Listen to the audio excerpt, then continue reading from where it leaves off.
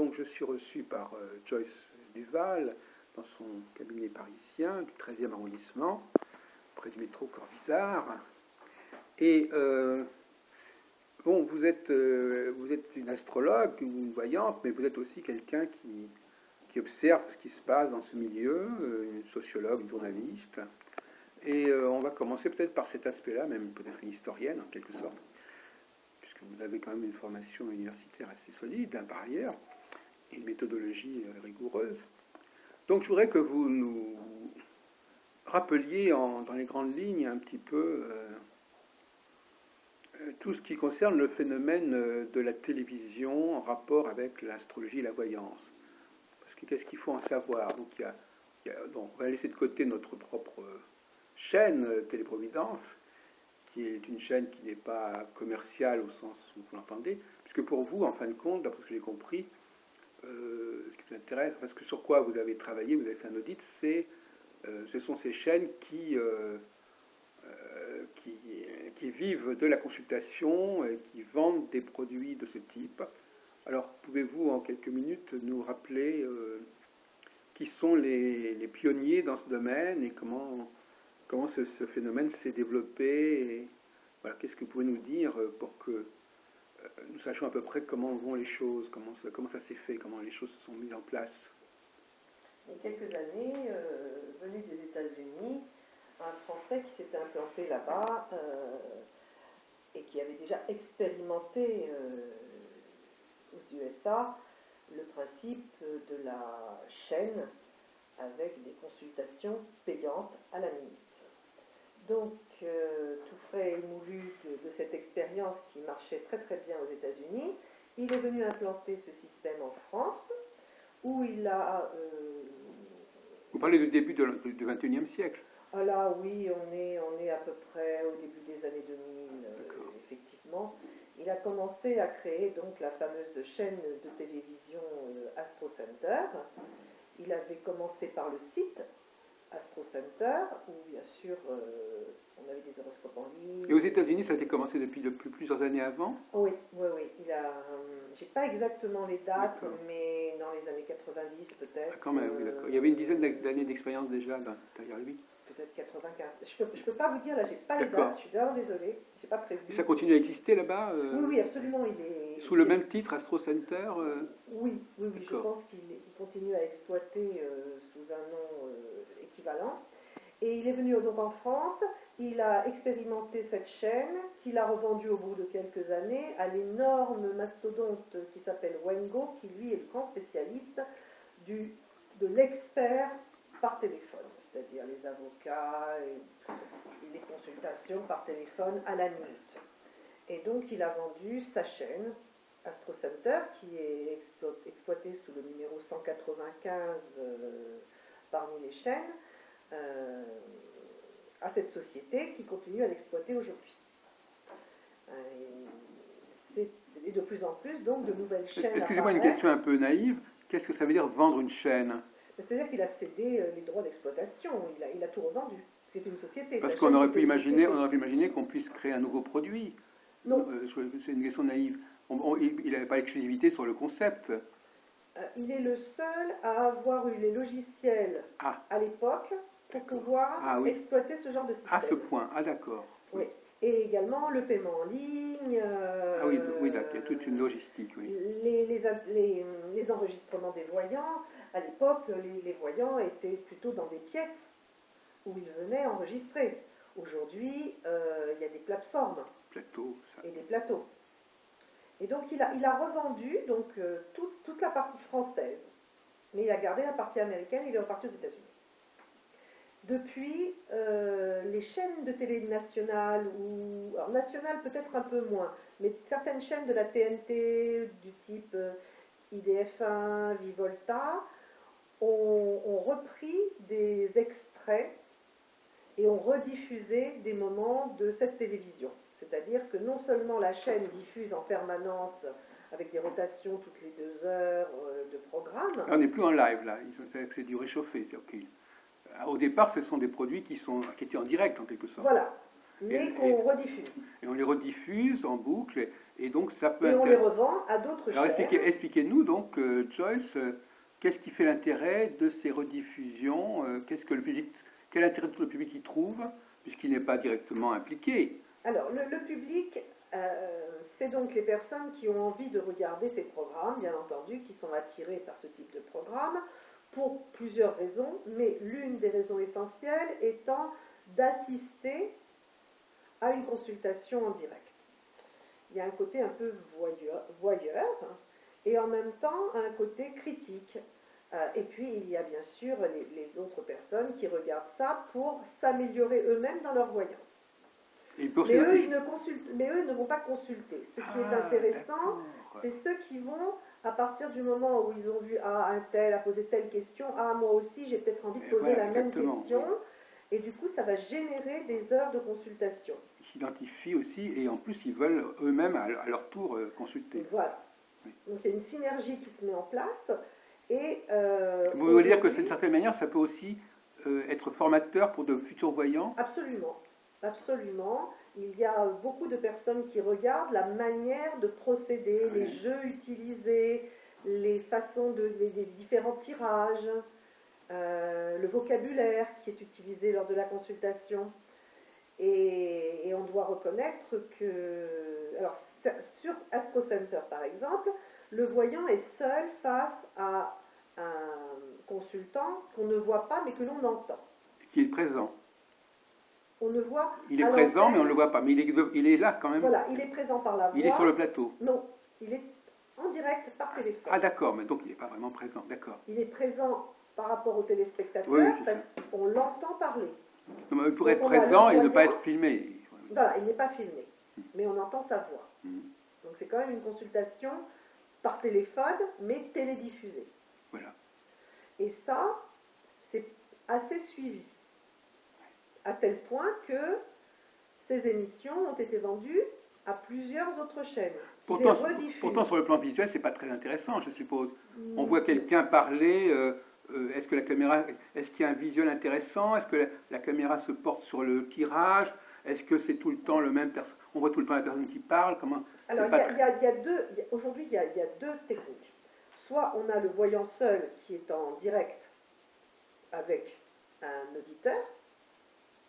Et là, on entend parler l'auditeur, mais on ne voit que le voyant, donc, qui est en gros plan, oui, voilà. Uniquement, un gros plan, et on voit éventuellement son jeu sur la table, voilà, ses mains, de temps son en temps, buste, oui. Voilà.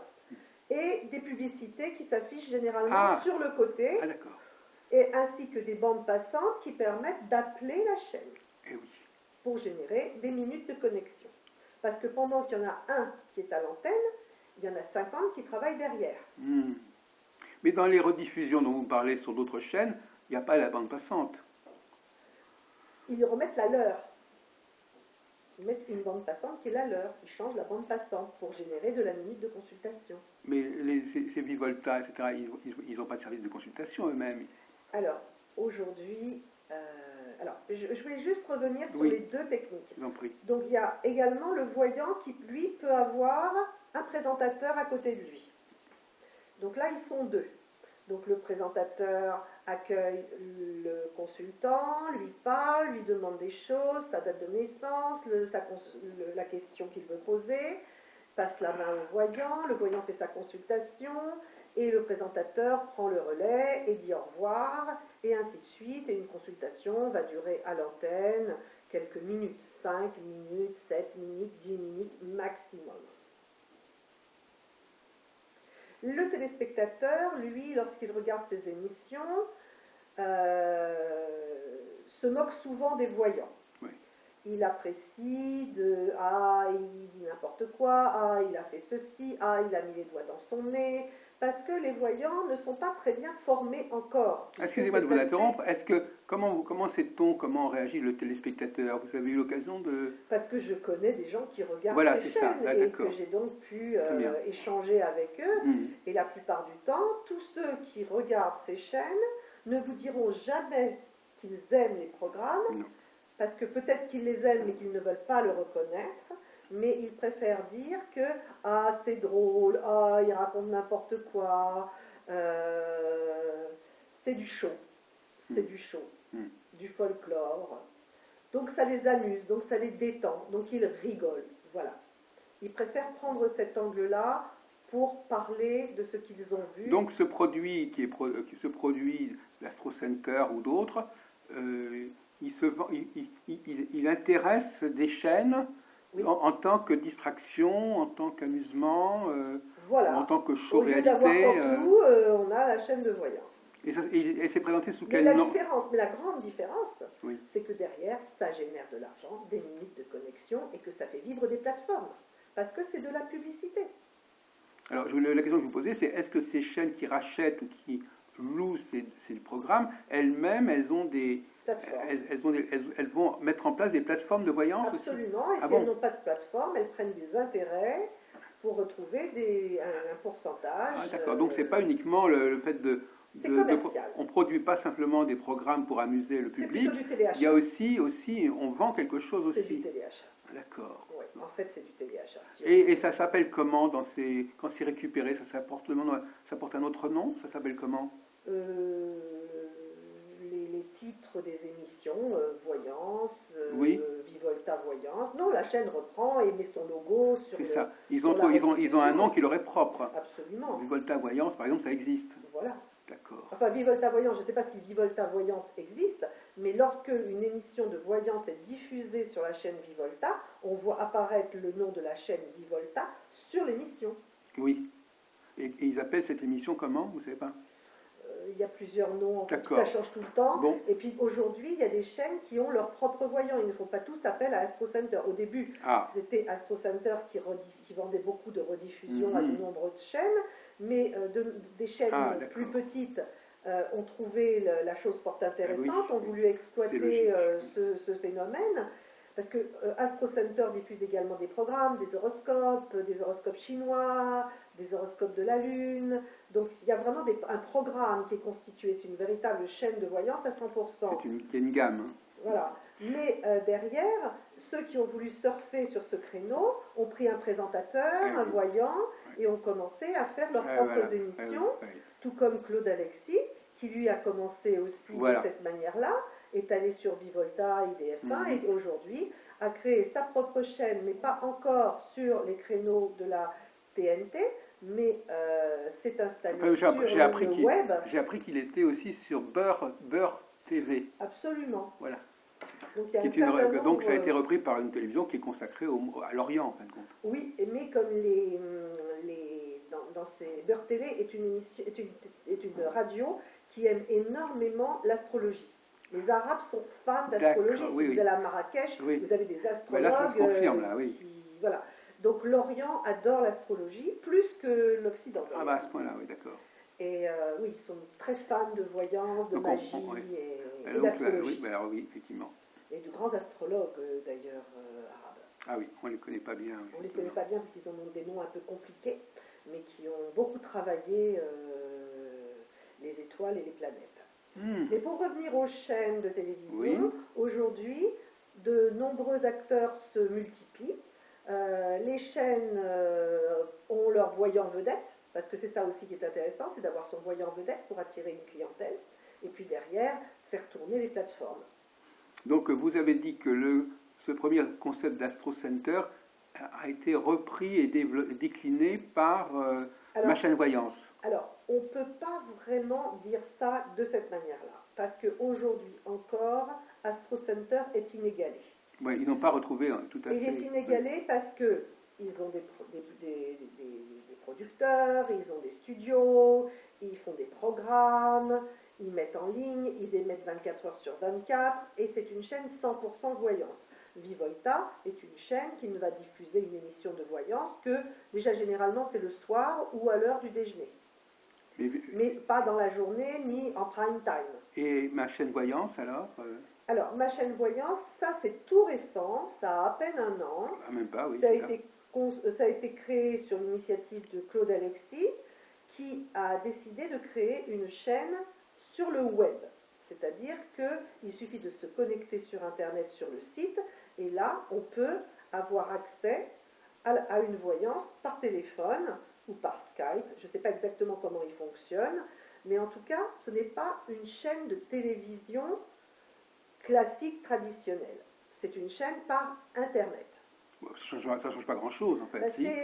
C'est-à-dire que vous ne pouvez pas la trouver en appuyant sur votre télécommande devant votre téléviseur. Oui, mais enfin, bon, beaucoup de gens peuvent... C'est par Internet. Mais on peut même la consulter sur son mobile, à la limite. Oui. Voilà, mais ils vont évoluer et ils cherchent à obtenir un numéro de chaîne pour pouvoir émettre, tout comme Astro Center. D'accord. Voilà. Et c'est vrai que les chaînes de voyance marchent assez bien aujourd'hui et elles se sont développées. Et les consultations via Skype ou par téléphone se développent également de plus en plus. Ce qui a changé un petit peu le comportement des voyants, quelque part. Oui, et puis des voyants, oui, puisqu'ils sont obligés aujourd'hui de travailler soit sur des plateformes, soit via Skype. Non, mais aussi parce qu'ils n'ont pas, par exemple, ils ne peuvent pas faire tirer les cartes par leurs clients. Exactement. On a vu, par exemple, j'ai interviewé beaucoup de Belges, et beaucoup de Belges maintenant, ils font tout eux-mêmes, hein, ils font les tirages eux-mêmes. Oui, il y a un système, d'ailleurs moi qui suis donc à l'origine d'une école de voyance, voilà, je forme des voyants qui vont travailler en ligne via Skype et je leur donne des méthodes de tirage justement pour pouvoir être un peu, tirer moins les cartes par rapport à eux-mêmes, mais davantage aussi par rapport à leur interlocuteur.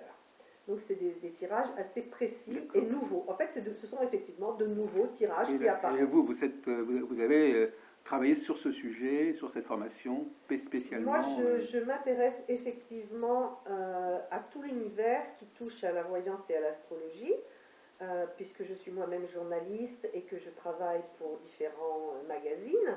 Donc même si je n'écris que des horoscopes parfois, j'aime également ma formation, comme vous l'avez dit tout à l'heure, de sociologue, m'entraîne à essayer de comprendre ce qui se passe dans notre société et comment tout cela évolue. Alors on va essayer de clore cette première partie de notre entretien, donc sur la télévision. Donc vous voyez comment les choses vont se développer. Je pense que le grand intérêt... Quel est l'avenir de tout ça?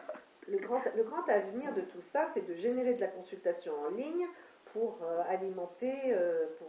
En fait, ce sont des sociétés, elles en vivent. Et aujourd'hui, en fait, c'est ça, c'est le téléachat.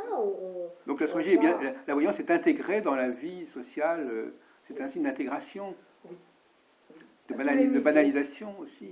Oui, d'ailleurs, l'autre jour, j'avais les fameux numéros de téléphone 118-218. Oui. Eh bien, eux aussi, ils veulent leur réseau de voyants, voilà. Ils veulent vendre leurs voyants, ils veulent passer des partenariats avec de la publicité avec des voyants, voilà. Recommander certains voyants par rapport à d'autres. Tout le monde veut manger sur le secteur sur ce créneau parce que c'est un créneau qui génère énormément d'argent. Ce sont des millions de minutes qui sont vendues tous les mois. Justement, aux 4 coins du monde. En plus, ce n'est pas un phénomène qui est spécifiquement français. Non. Il est belge, il est international, il est canadien, il est américain. On le retrouve dans de nombreux pays du monde. Pour revenir à cette affaire de 218, justement, je suis assez au courant puisqu'ils m'avaient contacté aussi. Mais j'ai trouvé que c'était quand même assez étrange parce que eux, finalement, ils vont chercher 2 ou 3 voyants dans chaque arrondissement et ils vont envoyer leurs clients à... Mais en fin de compte, je ne vois pas très bien l'intérêt de leur démarche. En fait, alors au début, si on remonte un peu dans le temps, avant c'était les pages jaunes, les voyants se référençaient dans les pages jaunes pour qu'on puisse les trouver assez facilement. Et c'était gratuit. Mais lorsque les personnes qui cherchaient un voyant appelaient, on était bien obligé d'en choisir un pour leur dire, on n'allait pas leur donner la liste de tous les voyants de l'arrondissement. Donc on leur recommandait un voyant. On leur disait, généralement ils prenaient le premier de la liste ou alors celui qu'ils connaissaient. À partir du moment où ils font une sélection en amont et qu'ils recommandent quelqu'un, pourquoi ne pas tirer parti financièrement et demander aux voyants qu'on va donc recommander maintenant une petite participation? Mais cette participation, elle est dérisoire. C'est moins de 50 € par mois. Absolument, mais si vous faites par an, ça fait déjà... oui, mais bon, il me semble que... Et en plus, l'inconvénient, moi j'en discutais avec eux, l'inconvénient, c'est que ils choisissent n'importe comment ces personnes qu'ils vont Absolument. mettre en avant. Alors, c'est très amusant que nous parlions de cela, parce que lorsqu'ils m'ont démarché, et ça date vraiment de 2 ou 3 mois, je leur ai dit, mais qui êtes-vous, etc. Et là, ils m'ont dit, ben, nous venons de signer avec Colline Voyance, qui est dans le 13e, et avec laquelle nous travaillons. Alors j'ai dit, ben, écoutez, je vais me renseigner auprès de cette voyante. J'ai donc appelé cette voyante, je l'ai rencontrée, nous avons déjeuné ensemble. Elle m'a dit qu'elle venait juste de signer avec eux et qu'elle n'avait pas encore de retour. Donc ils m'ont menti, bien entendu, en me disant qu'ils avaient l'habitude de travailler avec elle et qu'elle avait des... Et moi je l'ai interviewé, je crois. Voilà. Et en fait, c'est tout nouveau, tout frais. Oui, mais enfin, en fait, moi, j'aurais dit, moi, quand j'ai fait mon guide astrologique, j'ai voulu être exhaustif et complet. Et j'ai pas exclu de mon guide des gens parce qu'ils ne payaient pas. Voyez-vous, j'aurais dit, si vous voulez vraiment avoir affaire à renvoyer les gens à des gens compétents, renvoyez ça à des associations qui représentent plusieurs astrologues.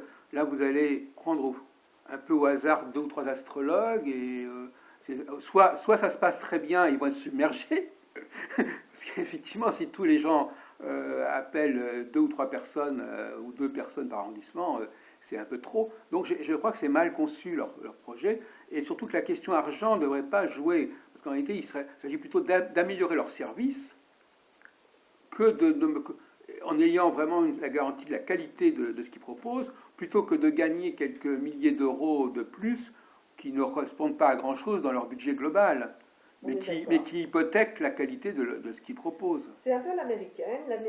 Aux États-Unis, un service est toujours rémunéré. Il semblerait que le vent américain souffle sur la France. Oui. Mais ça se fait aux dépens de la qualité de l'information. Totalement, puisque en aucun cas, ils ne vont tester le voyant. Non. Ils ne prennent que ceux qui vont payer. Mais exactement. Voilà. Donc c'est commercial, comme je vous le disais. Et en plus, non, mais c'est encore pire que ça, parce que ils proposent de renvoyer toute une foule de demandes à ces 2 ou 3 personnes. C'est complètement irresponsable, parce que ces personnes-là, elles ne peuvent pas assurer. Il vaudrait mieux qu'elles soient en partenariat avec des structures, des écoles ou des associations qui, elles, ont un certain nombre de personnes autour d'elles, plutôt que des particuliers. Mais ce sont des commerciaux, ils font leur boulot de commercial. Et alors ce qui est amusant, c'est que j'ai discuté avec eux, alors ils me disent, oui, ben, nous on nous a donné ces listes-là, donc c'est fait par donc eux, ils se contentent d'appeler, et puis c'est notre département qui fait les sélections, plus ou moins, et eux, ils ne savent pas du tout comment ça se passe. Donc finalement, c'est complètement cloisonné. Et alors ils savent pas, ils disent, oh ben, ils ont dû faire ça comme il fallait, donc nous on a... Ils prennent les pages jaunes, ils ne s'embêtent pas, ils prennent les pages jaunes et ils appellent les voyants les uns après les autres, arrondissement par arrondissement, en leur faisant miroiter que, bien sûr, ils vont avoir des milliers de... De toute façon, le voyant qui accepte, il risque rien en fait. Non, il ne risque que de perdre une petite somme modique. Oui, donc moi, du point de vue de la personne à qui on propose ça, c'est tout bénéfice. Par contre, pour eux, à mon avis, c'est déontologiquement problématique. Mais pour la personne qui accepte, pourquoi pas? Ah ben oui. Voilà.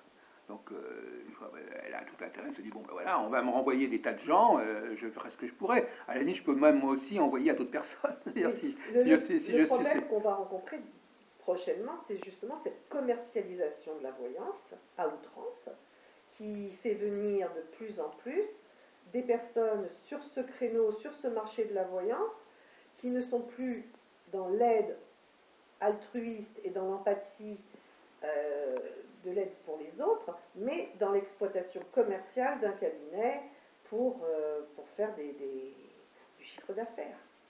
Ça, c'est le gros problème que rencontre la voyance aujourd'hui, d'où les bons voyants, les mauvais voyants, qui est bon, qui est moins bon.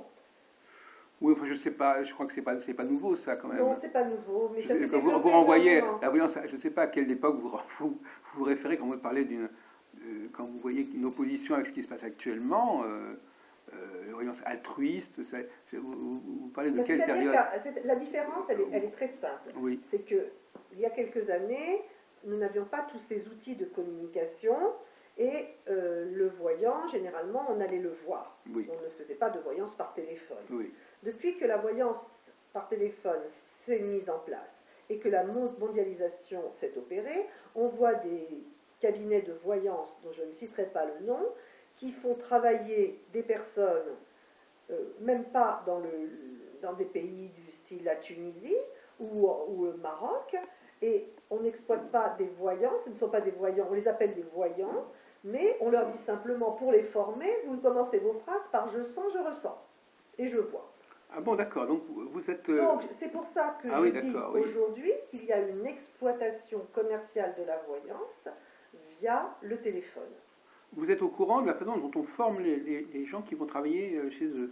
Oui, parce qu'il y a eu des reportages là-dessus qui ont été faits, et c'était assez éloquent, et ça faisait très peur, et de toute façon, dans le milieu de la voyance, tout se sait, on connaît ceux qui ont des bons voyants, ceux qui ont